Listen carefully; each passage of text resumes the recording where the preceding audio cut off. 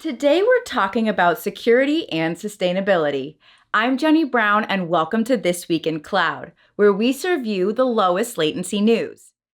Google Cloud has launched a security solution, web app and API protection, where we're combining three products to provide comprehensive threat protection for your web applications and APIs: Google Cloud Armor, Apigee, and reCAPTCHA Enterprise. We've got an on-demand webinar, a white paper, and a solution page to help you get started today. Some of the most important data at your company isn't living in databases, but in documents, and most business processes begin, involve, or end with a document. Many organizations are still manually entering data and leaving heaps of value on the table in terms of better customer experiences.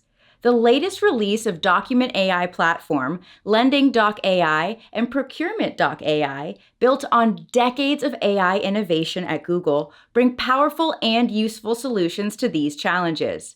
Check out the blog to learn more about what's going on under the hood. From efficient data centers to purchasing renewable energy at scale, Google is dedicated to doing our part to protect the environment and planet.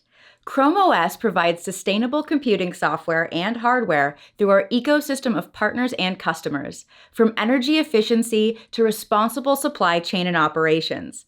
Check out the link for more. We've launched an updated version of our Google Cloud Security Foundations Guide and corresponding Terraform blueprint scripts. In these resources, we provide opinionated step-by-step guidance for creating a secured landing zone into which you can configure and deploy your Google Cloud workloads. From key decision points to areas of focus, we provide the why behind our recommendations, but of course, you're free to do your own thing. Check them out in our Best Practices Center.